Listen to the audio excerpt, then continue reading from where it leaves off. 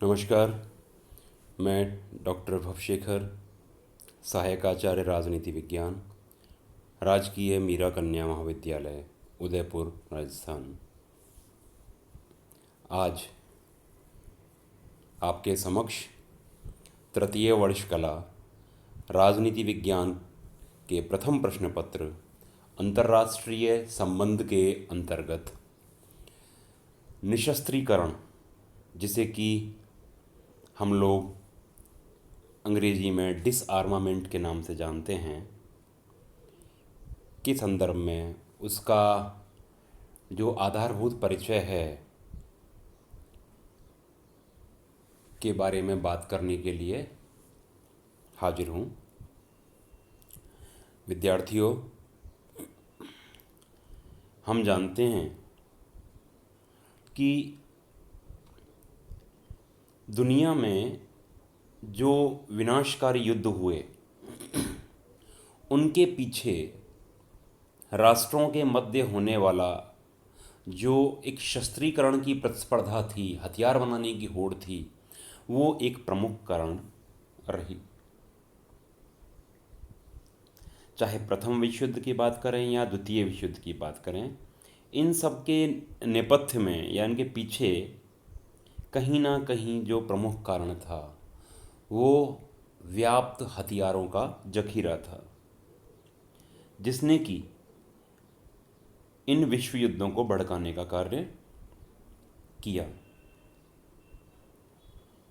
शस्त्रों की या हथियारों की जो होड़ थी, उसके बावजूद निशस्त्रीकरण के लिए द्वितीय विश्व युद्ध के पश्चात अनेक प्रयास किए गए।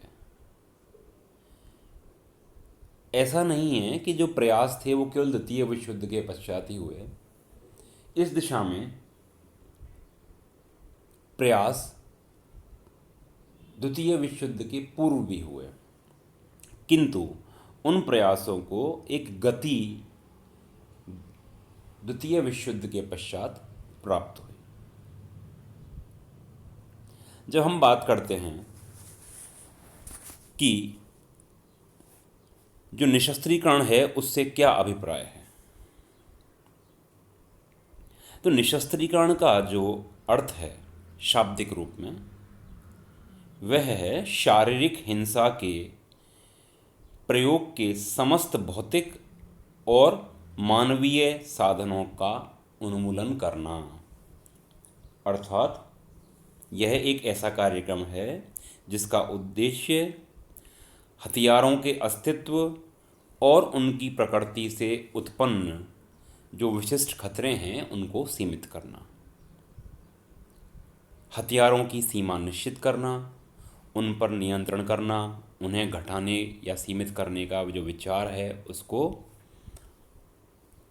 पुष्ट करना, यह इसका प्रमुख उद्देश्य है। निशस्त्रीकरण के प्रयास युद्ध को पूरी तरह समाप्त करने की जो कलात्मक आशा है उसकी पूर्ति के लिए नहीं होते, अपितु आश्चर्य में डाल देने वाले और यकायक होने वाले आक्रमणों को रोकने के लिए किए जाते हैं। तो यहाँ पर जो आशय है वो हमारा यह है कि निशस्त्रीकरण का तात्पर्य ये नहीं है कि अपन युद्ध को समाप्त करने के लिए एकदम से कोई बात कर रहे हैं, वरन जो अकस्मात जो आक्रमण की प्रवृत्ति होती है उसको सीमित करने के लिए प्रयास करते हैं। इसका लक्ष्य यह है कि जो भी हथियार इस समय उपस्थित हैं उनके प्रभाव को सीमित कर दिया जाए, घटा दिया जाए। एक विद्वान हुए हैं मॉर्गेंथ्यू, वे कहते हैं कि निशस्त्रीकरण कुछ या सब शस्त्रों में कटौती या उनको समाप्त करना है ताकि शस्त्रों की दौड़ का अंत हो। जो प्रतिस्पर्धा है निरंतर महाशक्तियों के बीच में या विभिन्न राष्ट्रों के बीच में, उसको सीमित किया जाए, उसको समाप्त किया जाए, यह इसका उद्देश्य है। मॉर्गेंथ्यू आगे कहते हैं कि निशस्त्रीकरण पर विचार करते समय दो मूल भेदों को ध्यान में रखना चाहिए। वे हैं सामान्य और स्थानीय निशस्त्रीकरण में भेद और मात्रात्मक व गुणात्मक निशस्त्रीकरण में भेद। तो मोर्गेंथ्यू महोदय ने जो मूल भेद बताए हैं, एक तो बताया है सामान्य और स्थानीय निशस्त्रीकरण, और दूसरा बताया है मात्रात्मक व गुणात्मक निशस्त्रीकरण। सामान्य निशस्त्रीकरण से तात्पर्य है जिसमें सभी संबंधित राष्ट्र भाग लें। यदि इसको उदाहरण के लिए समझें तो हमें 1922 की नौसैनिक शस्त्रीकरण पर परिसीमा की जो वाशिंगटन संधि है वह उससे हमको ज्ञात होता है। और 1932 में विश्व निशस्त्रीकरण सम्मेलन में, जिसमें लगभग राष्ट्र समुदाय के सब सदस्यों का प्रतिनिधित्व हुआ, उससे भी हम इसको सामान्य निशस्त्रीकरण के बारे में ज्ञात होता है। जब हम स्थानीय निशस्त्रीकरण की बात करते हैं तो उससे हमारा अभिप्राय है कि जिसमें कि सीमित संख्या में सब राष्ट्र सम्मिलित हो। 1871 का अमेरिका और कनाडा के बीच का रश-बागोट समझौता इस प्रकार का एक उदाहरण है। तो जनरल बच्चों, सामान्य निशस्त्रीकरण जिसमें ऐसी संधि या ऐसा प्रयास जिसमें सभी राष्ट्र जिसके दायरे में आ रहे हैं, और स्थानीय निशस्त्रीकरण के अंदर कोई दो राष्ट्र या सीमित संख्या में जो कुछ राष्ट्रों के हों वो उसके दायरे में आ रहे हों। जहाँ सामान्य निशस्त्रीकरण का दायरा व्यापक है वहीं स्थानीय निशस्त्रीकरण का दायरा सीमित है। दूसरा जो प्रकार उन्होंने बताया मात्रात्मक और गुणात्मक निशस्त्रीकरण। तो यहाँ मात्रात्मक निशस्त्रीकरण का जो उद्देश्य है वह अधिक और सब प्रकार के शस्त्रीकरण के जो है उसमें संपूर्ण कटौती की बात करता है। 1932 में विश्व निशस्त्रीकरण सम्मेलन में उपस्थित ज़्यादातर राष्ट्रों का यह ध्येय था कि जो अधिकतम शस्त्र हैं उनको कटौती कर दी जाए या संपूर्ण रूप से कटौती कर दी जाए। यह है मात्रात्मक निशस्त्रीकरण। जब हम गुणात्मक निशस्त्रीकरण की बात करते हैं तो इसमें केवल विशेष प्रकार के शस्त्रों में कटौती या उसके उन्मूलन की बात की जाती है। जैसे कि 1932 के विश्व निशस्त्रीकरण सम्मेलन में ब्रिटेन ने आक्रमणकारी शस्त्रों को अवैध करने का प्रयास किया। तो यह मोटे रूप में मोर्गेंथ्यू ने 4 प्रकार बताए। व्यापक निशस्त्रीकरण को पूर्ण या संपूर्ण निशस्त्रीकरण भी कहते हैं। पूर्ण या व्यापक निशस्त्रीकरण का अर्थ है अंततः एक ऐसी व्यवस्था ले आना जिसमें युद्ध के सारे मानवीय और भौतिक साधन जो हैं वो समाप्त कर दिए जाएं। जो निशस्त्रीकरण है वो अनिवार्य और ऐच्छिक प्रकार का भी होता है। अनिवार्य निशस्त्रीकरण युद्ध के उपरांत विजयी राष्ट्रों पर लागू किया जाता है। प्रथम और द्वितीय विश्व युद्ध के बाद जर्मनी पर ऐसा ही निशस्त्रीकरण लागू किया गया।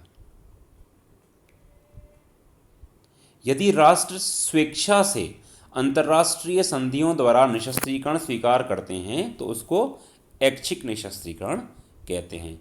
जैसे 1968 मतलब 1968 की अणु प्रसार निरोधक संधि। तो हम कह सकते हैं सार रूप में कि निशस्त्रीकरण सामान्य भी हो सकता है, स्थानीय भी हो सकता है, मात्रात्मक भी हो सकता है, गुणात्मक भी हो सकता है, एक पक्षीय भी हो सकता है, द्विपक्षीय भी हो सकता है, पूर्ण भी हो सकता है और आंशिक भी हो सकता है, नियंत्रित भी हो सकता है, अनियंत्रित हो सकता है। मोटे रूप में निशस्त्रीकरण में मौजूदा अस्त्र कम या समाप्त करने की बात जो है वो प्रमुख रूप से होती है। तो यह इसका एक सामान्य जो आधारभूत जो इसका परिचय है वह रहा।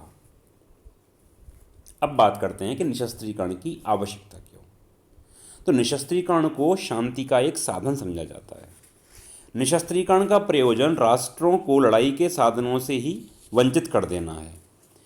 निशस्त्रीकरण के दर्शन के अनुसार युद्ध का एकमात्र प्रत्यक्ष कारण शस्त्रों और हथियारों का अस्तित्व है।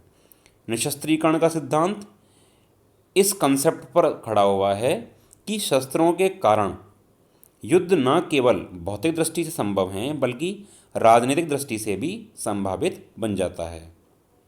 जो मनुष्य है वो इसलिए नहीं लड़ते कि उनके पास हथियार हैं, बल्कि इसलिए लड़ते हैं कि उन्हें लड़ने के लिए आवश्यक समझते हैं। तो यह कहीं ना कहीं एक महत्वपूर्ण बात है। तो निशस्त्रीकरण की आवश्यकता क्यों? तो इसके अंदर जो प्रमुख कारण हैं उसमें पहला कारण नज़र आता है कि जो शस्त्रीकरण है उससे युद्ध की संभावना होती है, कि ज़्यादा शस्त्रों के एकत्रित होने पर युद्ध की प्रेरणा कहीं ना कहीं व्यापक रूप में प्राप्त होती है। अतः युद्ध की जो भूमिका है उसको सीमित करने के लिए, संभावना को कम करने के लिए निशस्त्रीकरण आवश्यक है। दूसरा, शस्त्रीकरण जो है उससे अंतर्राष्ट्रीय तनाव उत्पन्न होता है। यदि हम शस्त्रों की प्रतिस्पर्धा बढ़ाए रखते हैं तो अंतर्राष्ट्रीय परिदृश्य में तनाव व्याप्त हो जाता है, इसलिए उस तनाव को कम करने के लिए निशस्त्रीकरण आवश्यक होता है।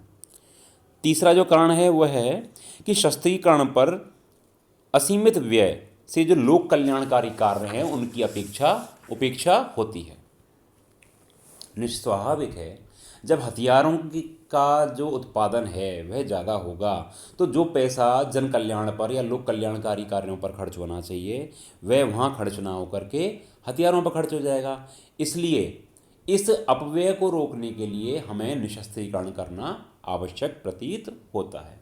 एक जो अगला कारण नज़र आता है वह है कि जो शस्त्रीकरण है वो नैतिकता के प्रतिकूल है, क्योंकि शस्त्रों से युद्ध होता है और युद्ध जो हैं वो सैनिक दृष्टि से अनुचित हैं।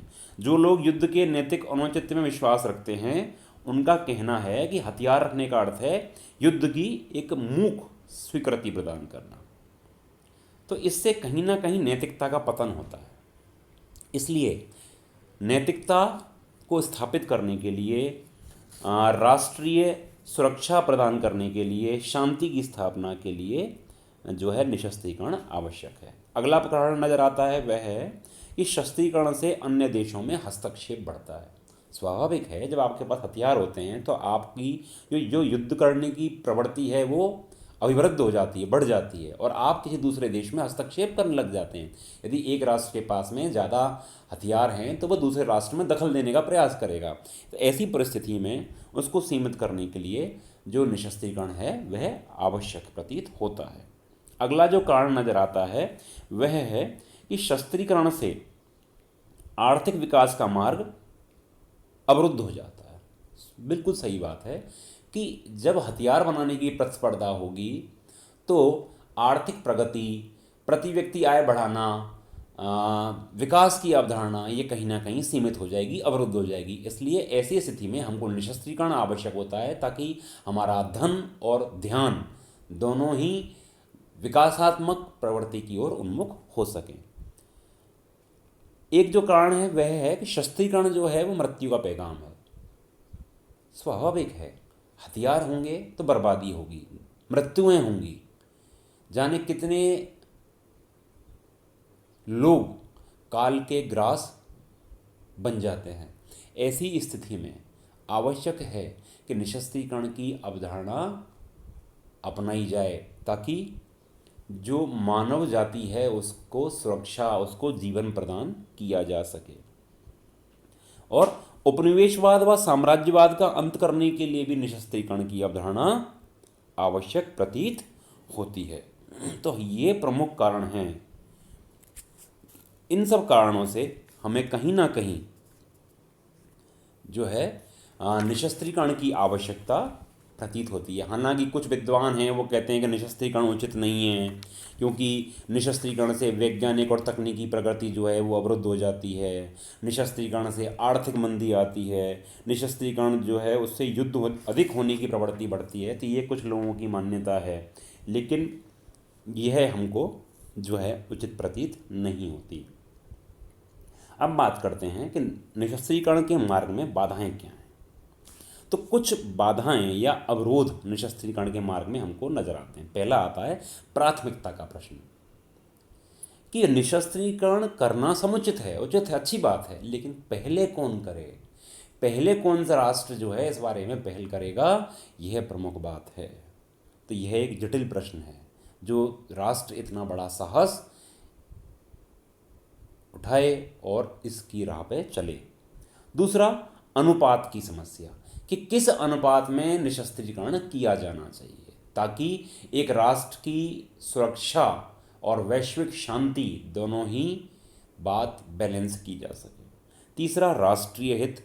राष्ट्रीय स्वार्थ कहें या राष्ट्रीय हित कहें, ये एक प्रमुख अवधारणा है। प्रत्येक राष्ट्र जो है अपने हित और सुरक्षा को भरपूर ध्यान में रखता है, तो उसी के तहत किस प्रकार से निशस्त्रीकरण की अवधारणा का पालन किया जाए, ये एक महत्वपूर्ण बात है।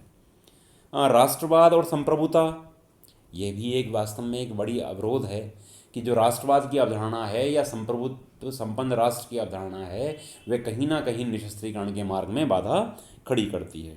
राजनीतिक समस्याएं कहें, आर्थिक कारण कहें, ये प्रमुख कारण हैं जो निशस्त्रीकरण की जो अवधारणा है उसको रोकने का प्रयास करते हैं या उसके मार्ग में बाधाएं उत्पन्न करते हैं। तो परिचयात्मक अवधारणा में इतना ही, बाकी अगले व्याख्यान के अंदर। धन्यवाद।